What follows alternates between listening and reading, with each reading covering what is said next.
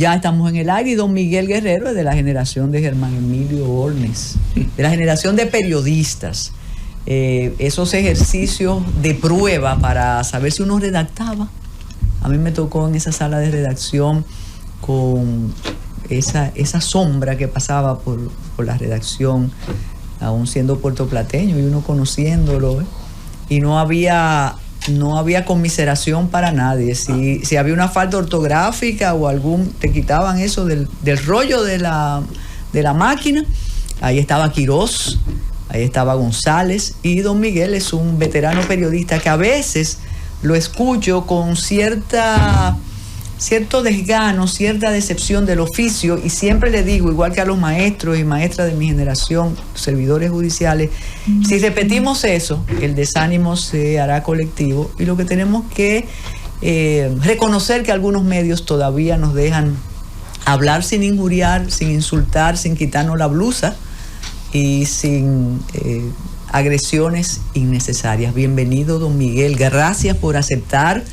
Lo anunciamos convencidas de que usted iba a honrar nuestra invitación. ¿Cómo le fue anoche? Bueno, me fue bien, pero no es una actividad para el público, a pesar que el público podía asistir. Esa fue una primera actividad que la academia aprobó a una sugerencia mía que se tratara con más frecuencia actividades de ese tipo en la academia, porque aparentemente parece que está durmiendo. Esa institución y muchas otras. Uh-huh. Y entonces yo he planteado que aquí es necesario tratar de formular un nuevo rediseño de la enseñanza de la historia en las escuelas, especialmente en los niveles básicos, del 1 al 6. Porque los niños dominicanos ya no se identifican con los símbolos nacionales. Y es una responsabilidad de instituciones como la Academia de la Historia revalorizar esos valores que se han ido perdiendo con el tiempo. No solamente porque se ha degradado la enseñanza de la historia y la enseñanza en sentido general en la escuela, sino también porque los niños van a la escuela como convidados de piedra, ¿no? Y aquí no se hace nada, no se respetan los valores. Y a mí a veces yo sufro de decepción cuando yo leo que hablamos con tanta insistencia de la necesidad de defender los valores de la identidad nacional, y yo me pregunto cuáles son esos valores, qué representa la identidad nacional, la bandera, el escudo y todo eso. Pero nosotros vemos ondear incluso en edificios públicos del propio gobierno y del ayuntamiento, del Congreso y en instituciones militares, banderas de la República Dominicana una del lado de otra con diferentes tonalidades en los cuadrantes azules superior izquierdo. Usted siempre ha dicho eso. Y derecho. Y entonces yo digo, bueno, si no respetamos los colores de la bandera que están señalados por la ley que creó la bandera y regula el uso de la bandera, no podemos hablar de identidad nacional. Y el tema del escudo también, con la cinta hacia abajo, que ya desde el 2010 es hacia arriba. Sí, claro. Y nadie se inmuta. Miguel, ¿dónde está el problema? Y nosotros no somos cientistas sociales, ni antropólogos, ni nada de eso. Vivimos y auscultamos y opinamos sobre el decurso de la sociedad dominicana. A ti te correspondió una parte de la tiranía en la escuela. A mí no tanto, pero sí valoro cómo era la enseñanza entonces. Y cada vez que algunas personas dicen, no saben nada de la era porque la escuela no lo permite, pero están los libros. Y si tú tienes interés, lo estudias. ¿Qué pasó con la escuela dominicana? ¿Dónde hubo el quiebre? ¿Dónde se produjo el quiebre? Déjame decirte algo. Primero, antes de responderte esa última pregunta. Yo estudié en los cursos básicos de la enseñanza básica del 1 al 8, más o menos, o el 1 al 6. El séptimo y el 8 era lo que se llamaba la intermedia en esa época. Sí. Y después que tú cumplías los 8 años de la enseñanza primaria y después intermedia, pasaba al bachillerato. Que eran 4 años. ¿A usted no le correspondió? No, sí, a mí sí, todavía sí, claro. Mira, yo estudié en escuela pública en la época de Trujillo. ¿Mayarí? Con un solo lapso, que en un momento dado papá se mudó, nos mudamos con mi padre a San Juan de la Maguana, siendo yo párvulo, porque mi papá era el encargado de la manicera en San Juan de la Maguana. Y entonces nos inscribieron en el colegio. un colegio de cura y un colegio de monjas. Estaban separados, pero con edificios uno al lado de otro. Cuando tú entrabas a la ciudad, estaba el arco, el monumento, a la derecha estaba el Hotel Maguana, sigue ahí, y a la izquierda estaban esas dos escuelas. Solo que el arco estaba a la entrada misma del pueblo, le daba la bienvenida, y ahora está crecido tanto por todos los lados que está en el centro de la ciudad. Y yo, eso fueron la única vez que fueron 2 o 3 años que yo fui a escuela. En la primaria y en la intermedia y en la secundaria aquí en Santo Domingo, yo recuerdo que yo estudiaba en una escuela que se llamaba Paraguay, que quedaba en Ciudad Nueva, y detrás de mí había un asiento. Paraguay. Sí, detrás de mí, en un asiento detrás de mí, había un Trujillo. Sí, había un Trujillo. Es decir, que ¿Cómo así? ¿Una estatua? No. Un pobre, rico, influyente. Sí, era todo el mundo en la misma escuela. Sí. Un apellido Trujillo. Había un Trujillo, eso es lo que decía. Entonces, eso ha cambiado totalmente. Y la escuela tenía calidad, había profesores. El problema de nosotros es que hemos cambiado los maestros por sindicalistas. Y ahí comenzó la degradación del sistema escolar dominicano. Y es una barbaridad. Antes yo recuerdo que se nos enseñaba o se intentaba enseñarnos a hablar. Algunos lo aprendieron, otros no, como en mi caso. Pero se aprendía, y el español se aprendió porque había profesores que cuidaban y respetaban su oficio, su trabajo, lo respetaban. Y tú podrías llamar a un profesor y decirle a cualquier hora, digo con el respeto debido, naturalmente, con el respeto debido, tú le podías hacer cualquier pregunta, y hoy tú le haces una pregunta a un profesor, porque yo he sido testigo de eso, y no sabe ni siquiera de lo que tú le estás hablando.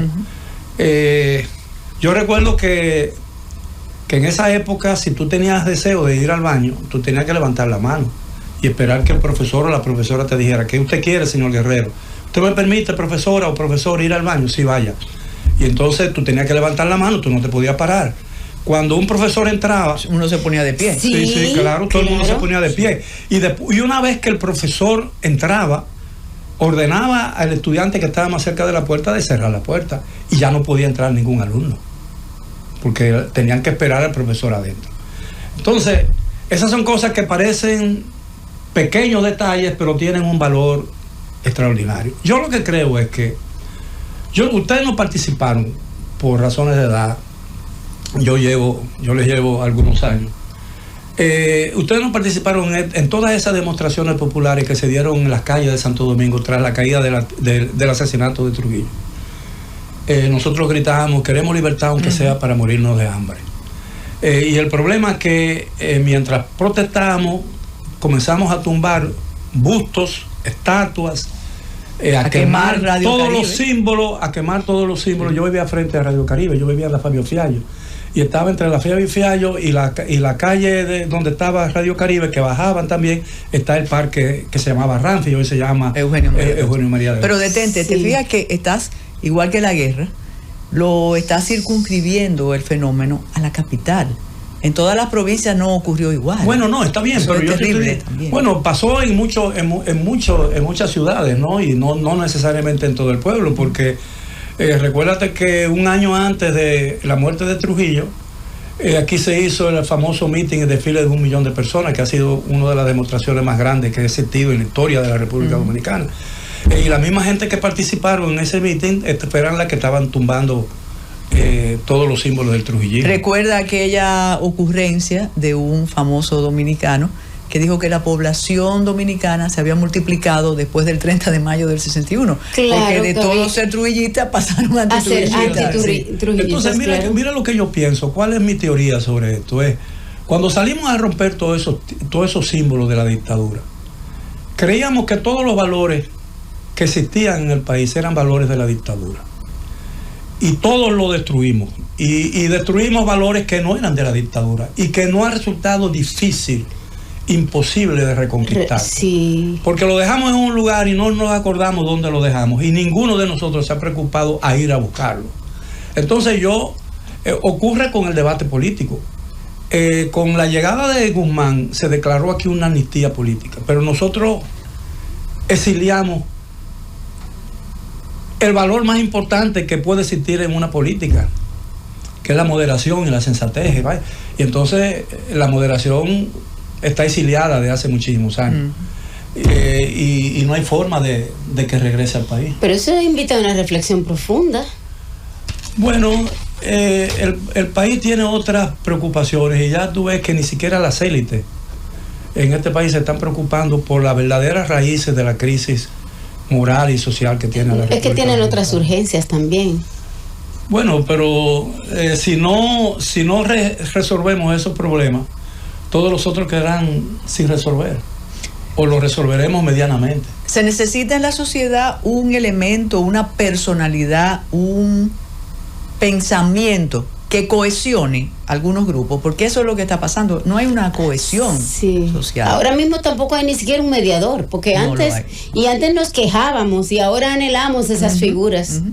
Bueno, así es. Por ejemplo, en la época, yo digo que el mérito de Agripino Núñez Collado, sí, para que usted vea, era que él lograba siempre, aunque nunca llegó a que se llegaran a conclusiones en lo que se discutía, pero él tuvo la virtud, si se quiere, esa capacidad, la capacidad de mantener a la gente sentado a la mesa. Sí.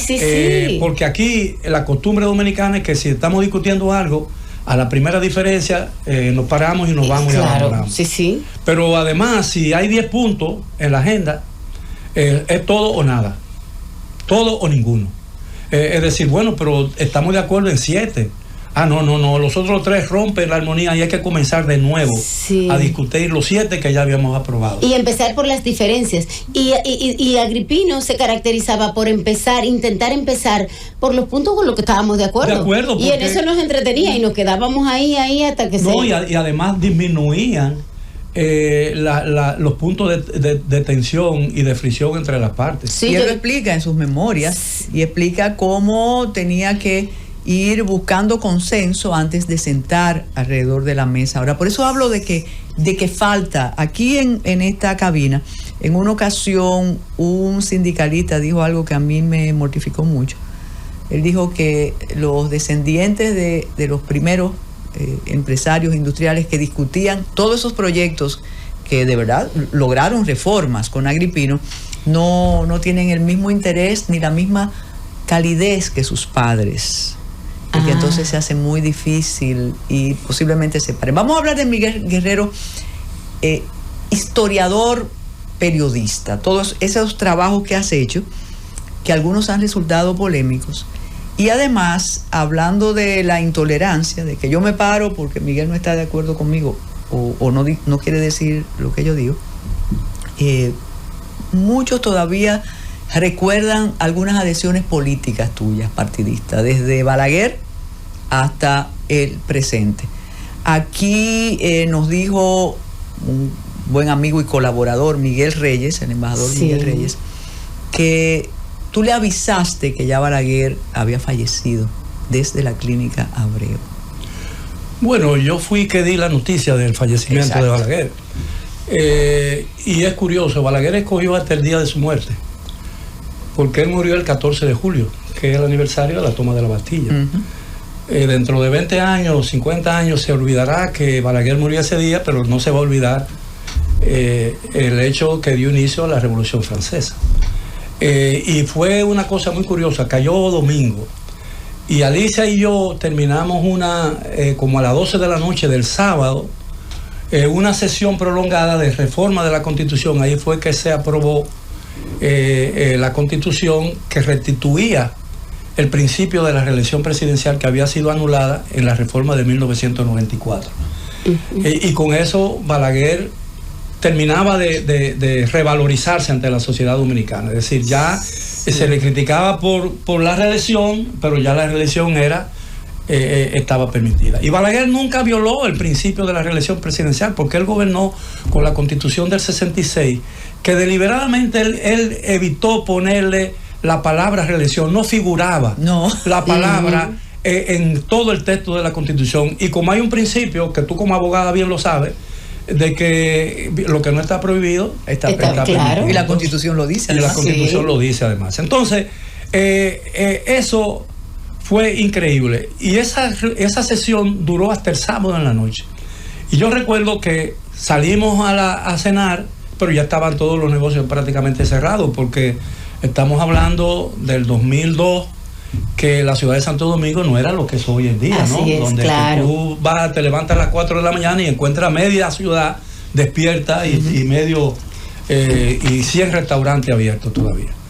Y entonces nos fuimos a acostar. Yo me acosté y a las 4 de la mañana o a las 3:30 de la mañana recibí una llamada telefónica de Fernando Jabón. Fernando Jabón es un hombre que tiene un instinto salvaje de lo que es noticia.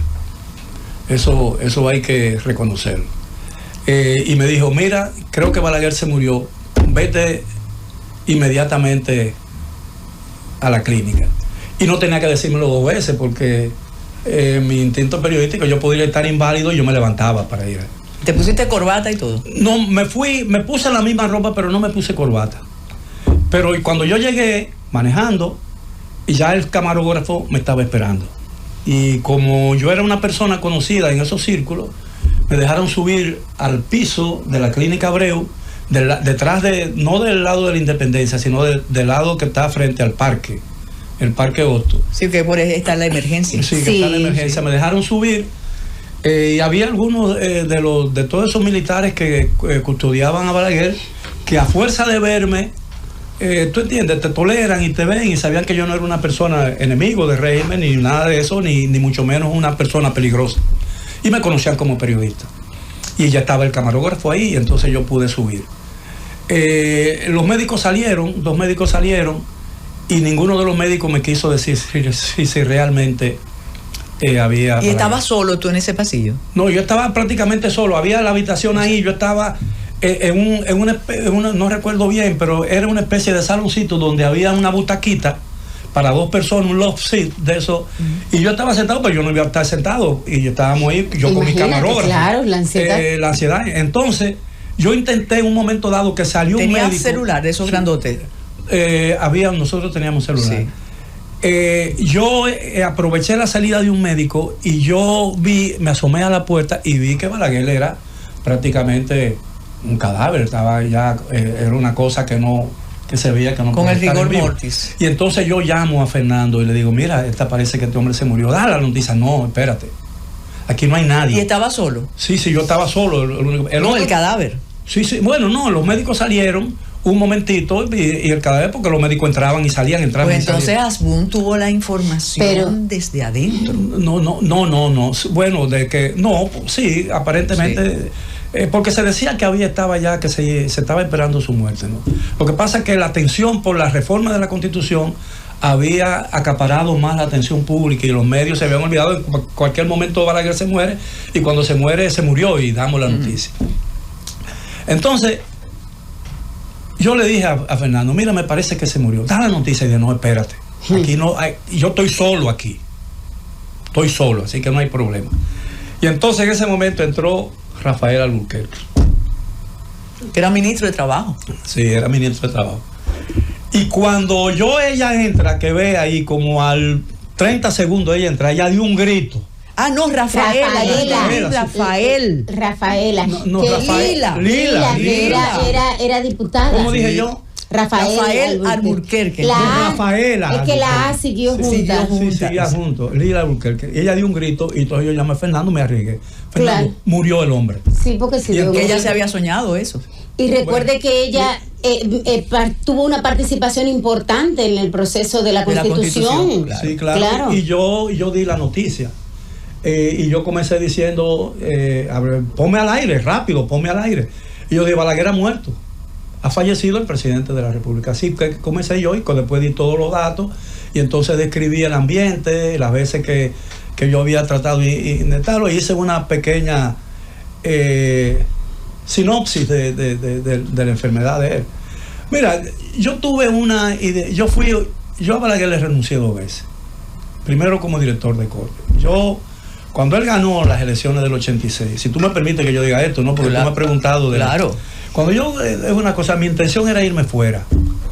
Porque yo había rechazado con UPI y con una oportunidad de yo irme a trabajar fuera. Pero yo entendía que si yo me iba a trabajar fuera, yo no iba a poder trabajar periodismo, a pesar de que yo era bastante conocido por mis años en la United Press International y por mi cosa en el Caribe, ¿no?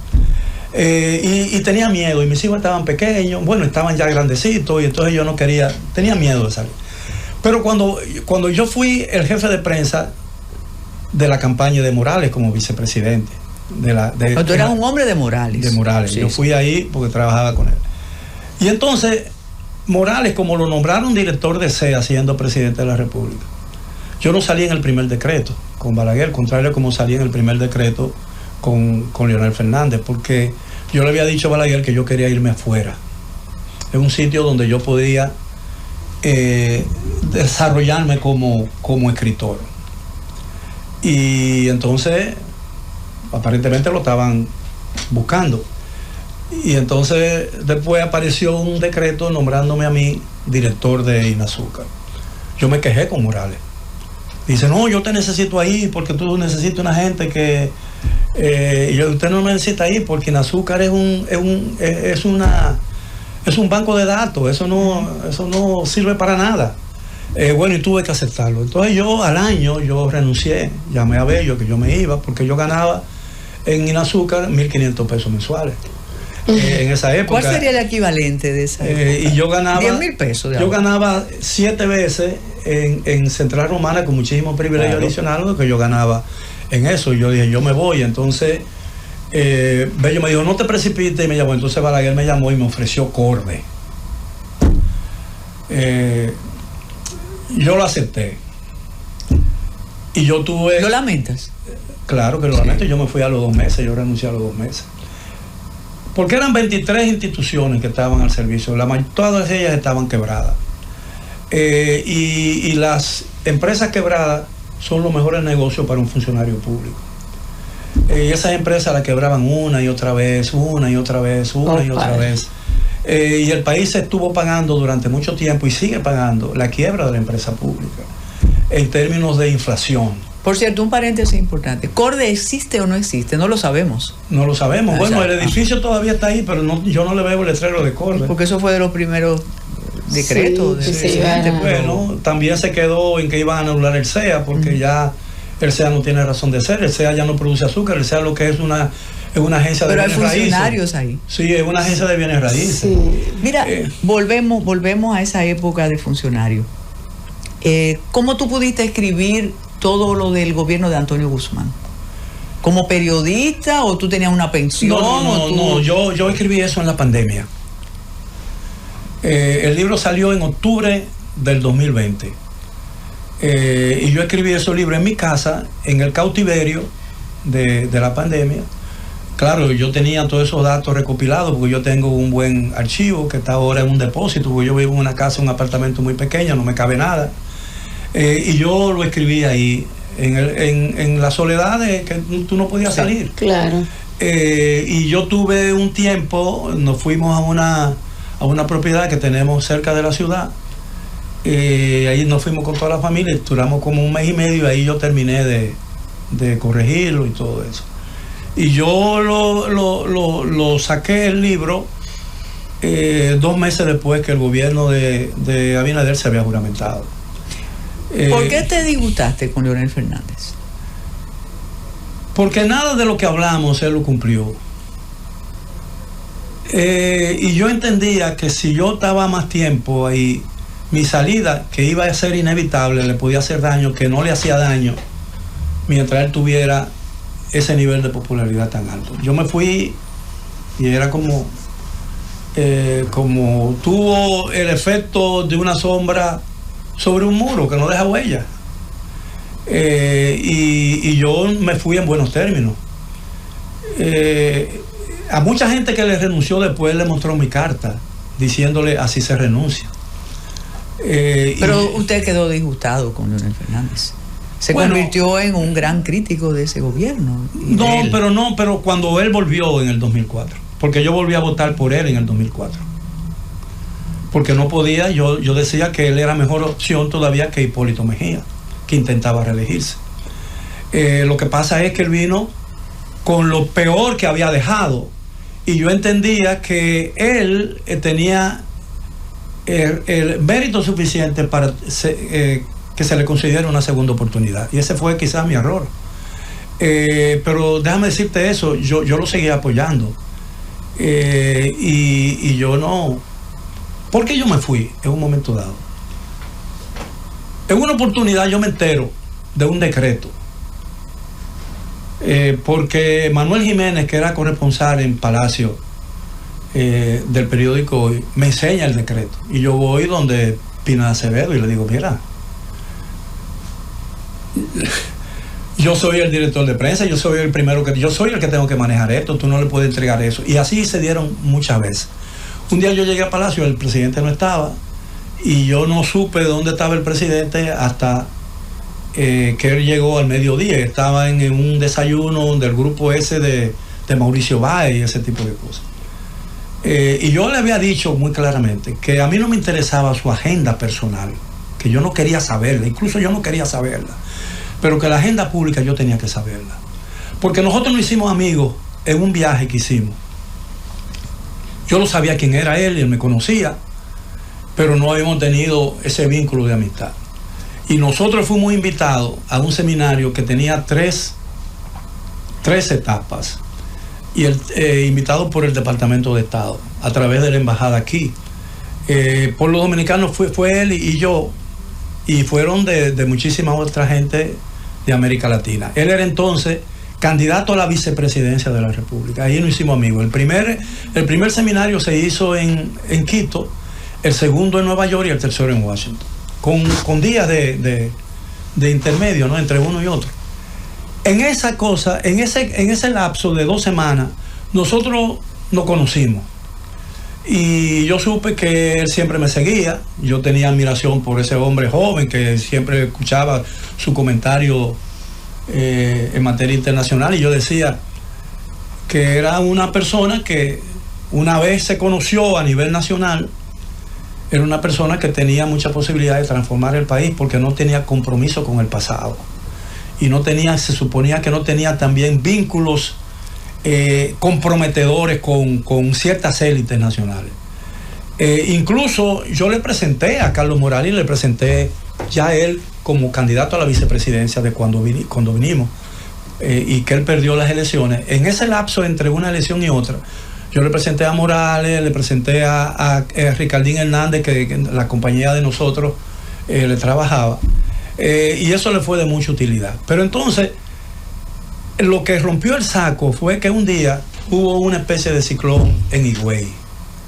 Y yo entro con él en la mañana y entro a su despacho, porque habíamos llegado a un acuerdo, que él entraba por la mañana, yo le decía los temas de discusión con los periodistas, él me daba su opinión y yo hacía el papel de vocería de él, como ocurre en todos los gobiernos democráticos, para que él no daba la cara.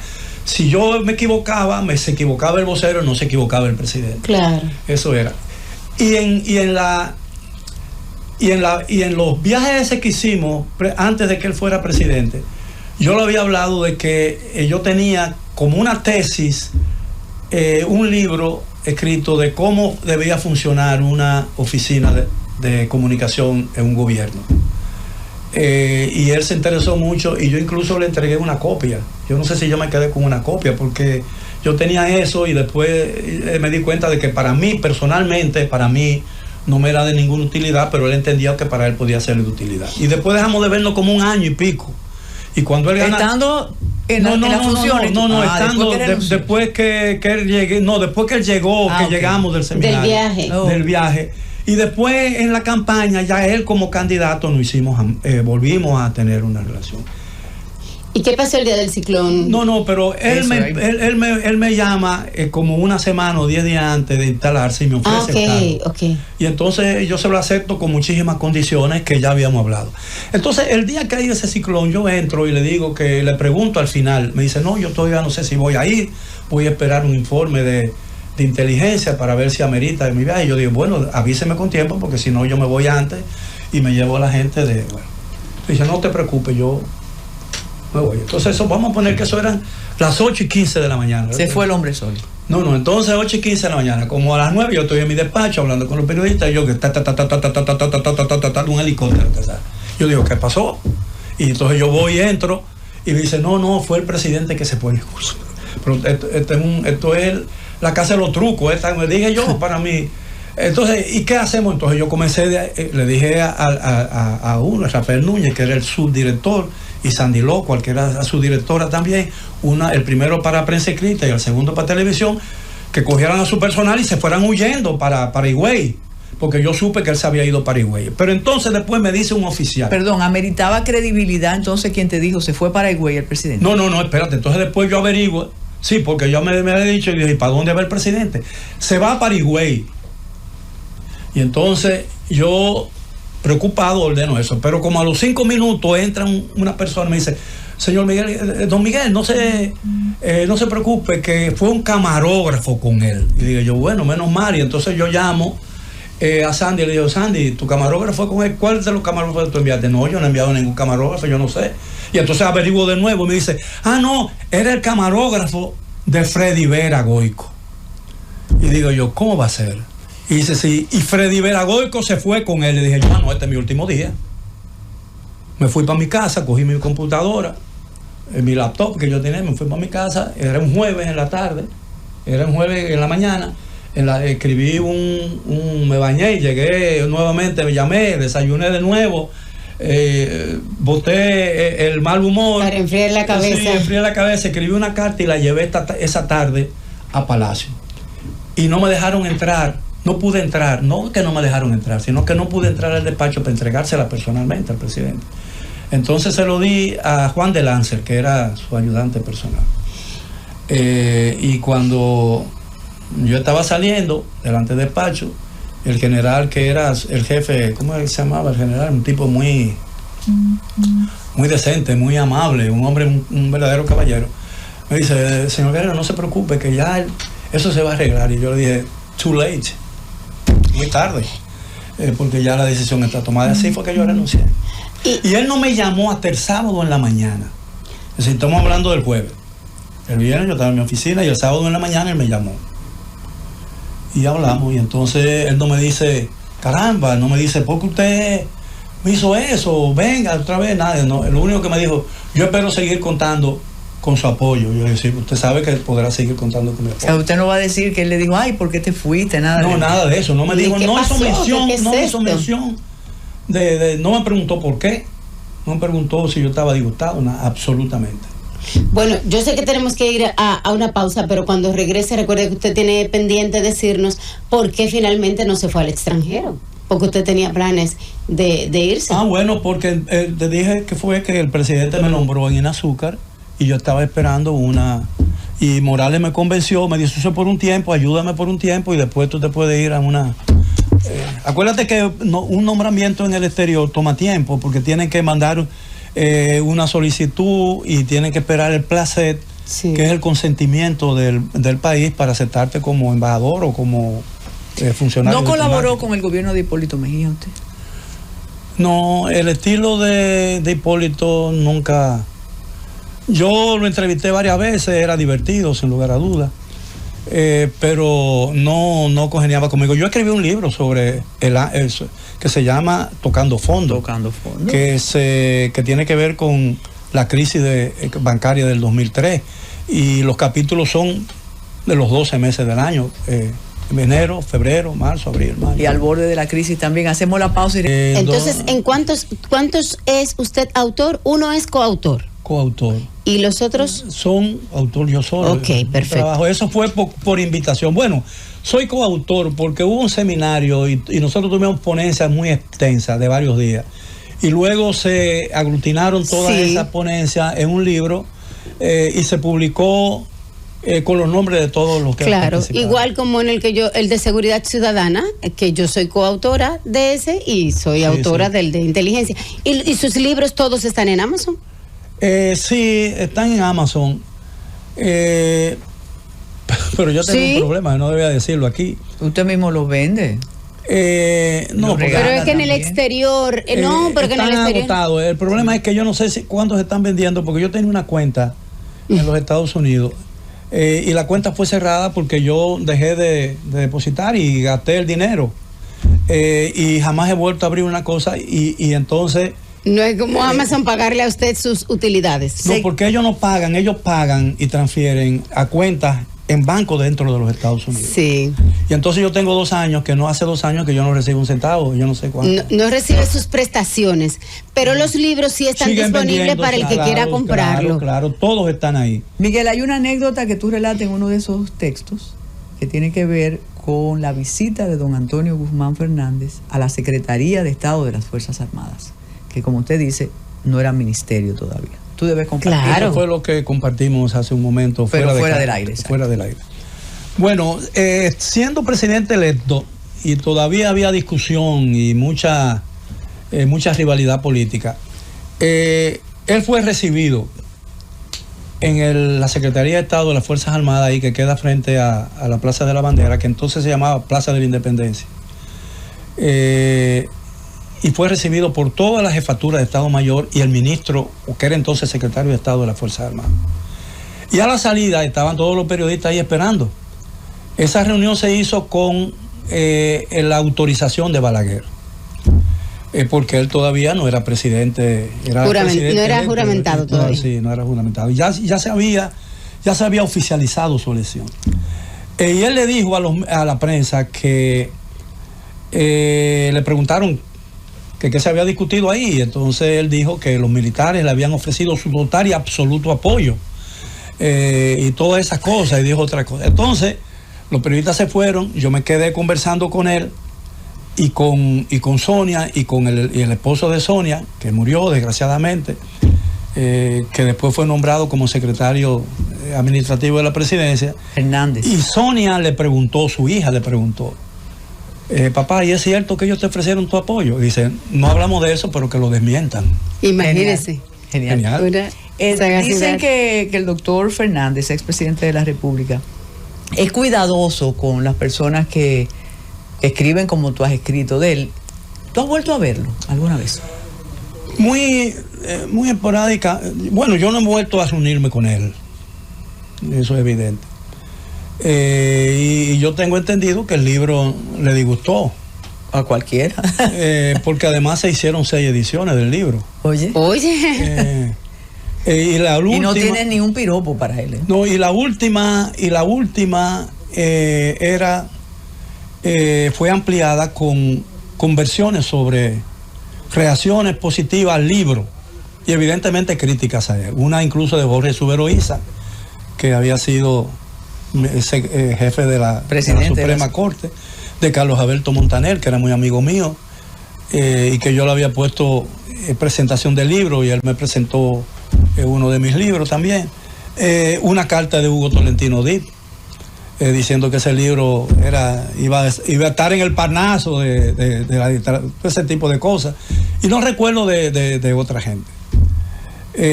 Una de las cosas mejores de ese libro fue el prólogo de Cristóbal Rodríguez. Pero la cosa, ¿quién me dará la luna? Lo otro, Cristóbal Rodríguez, hombre, estuve con él esta mañana. Sí, ¿quién me dará la luna? Eso fue genial, ese artículo. Bueno, yo nunca he tenido una nueva reunión con él. Yo creo que él fue un hombre que yo le he criticado mucho, no a él. Muy severo. No, yo lo que he criticado es su aferración al poder. Y yo creo que él llegó a un punto en que su papel en la política dominicana tiene que ser totalmente diferente. Y yo siempre he dicho que él se parece mucho acá en lo que voy a decir a lo que fue Peña Gómez, Balaguer y Juan Bosch. Y yo he dicho que mientras Balaguer, Juan Bosch y Peña Gómez permanecían como activos en la política dominicana, dividían el país en 2 mitades. Una mitad que lo amaba irracionalmente y la otra mitad que lo odiaba o lo repudiaba irracionalmente. Que en el momento mismo en que dejaron de ser opciones presidenciales, recuperaron la condición de activo nacional que siempre habían sido. ¿Entiende? Que siempre habían sido. Entonces él puede ser un gran activo nacional porque él todavía puede ofrecerle al país cosas que la política no le permitió que ofreciera. Él tiene que ver su papel de una perspectiva totalmente diferente a como lo vio. Porque cuando yo sé que ya se está acabando el tiempo, pero déjame decirte algo. cuando tú te remontas en las elecciones que él fue candidato nuevamente y perdió por cuarta vez, votaron por primera y segunda vez más de 1 millón de jóvenes dominicanos. Sí. Que no habían nacido todavía cuando ya él era presidente de la República. Incluso por segunda vez mi primera nieta y por primera vez mi segunda nieta. Es decir, y cuando tú haces una observación y cuando tú haces una revisión, por ejemplo, del liderazgo nacional, del liderazgo nacional e internacional, y te retrotraen a 1996, la única figura importante de ese año que está activa todavía en la política es Leonel Fernández. Él ha sido 3 veces presidente y ha sido 4 veces intentado nuevamente ser presidente. Y lo va a hacer de nuevo en el 28. Y si está vivo, lo será en el 32. ¿Entiendes? Entonces llega un momento en que todo tiene un límite. Ya él cumplió su papel en la política dominicana, darle chance a otro. Entonces, el hijo, Omar Fernández, que es un muchacho que aparentemente tiene mucho valor, muy inteligente, muy educado, será candidato cuando tenga 65 años. Miguel, ¿tú puedes establecer la diferencia entre Danilo Medina Sánchez y Leonel Fernández Reina? Bueno, fueron el mismo tipo de gobierno, porque ellos tuvieron, las matices que los diferencian son de índole muy personal. Y en términos de corrupción, tú lo puedes medir por grado. ¿Cómo así? Bueno, ¿tú tienes un termómetro para...? No. Lo que quiero decir es que... Corrupcionómetro. Es que tú te pones entre 2 ladrones y te toca jugar a 2 ladrones. Uno se robó $1 millón de pesos o de dólares y el otro se robó $100. El que se robó $100 no se robó el $1 millón porque no tuvo oportunidad para robarse el $1 millón. ¿Entiendes lo que te quiero decir? Porque el que se roba el que se roba un pedazo de pan, se roba un racimo de plátano, porque cuando se robó el pedazo de pan fue lo único que encontró para robarse, ¿entiendes? Esa parábola desde el punto de vista ético entonces tú le estás imputando, antes de establecer la diferencia entre esos dos políticos, tú le estás imputando infracciones a los dos. Bueno, yo creo que Danilo Medina fue, en términos de políticos, quizás consiguió algo más que lo que hizo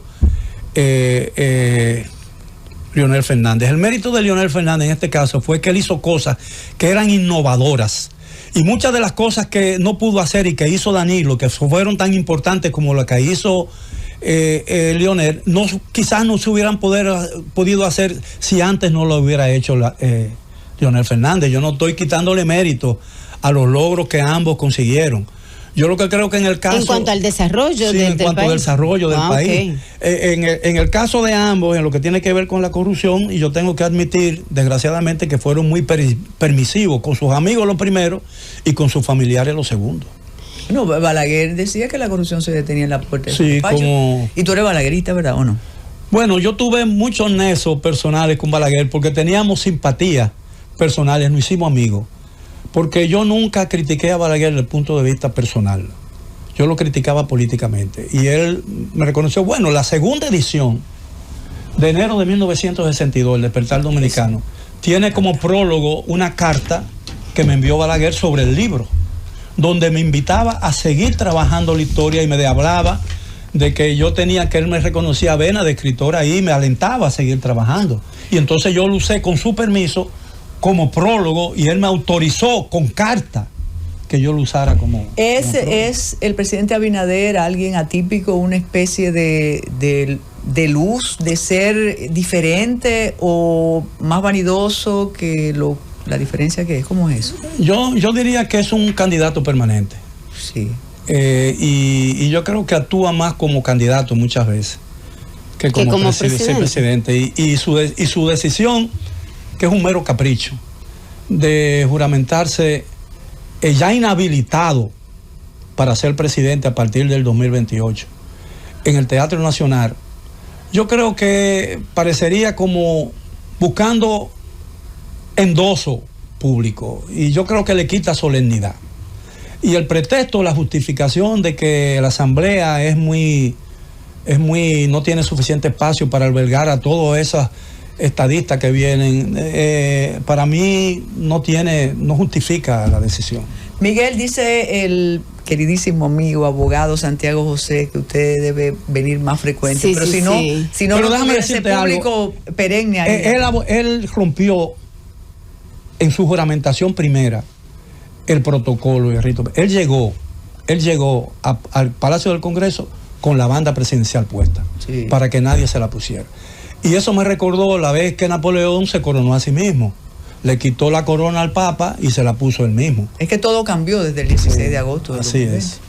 Miguel, muchísimas gracias, de verdad que sí, ustedes... Tiene que volver pronto, la gente lo está pidiendo. Y al equipo, el gobierno... Ustedes me invitan. El gobierno de la tarde, muchísimas gracias por permitirnos estos minutos, Iluminada y ese equipo formidable que siempre está desde ahora.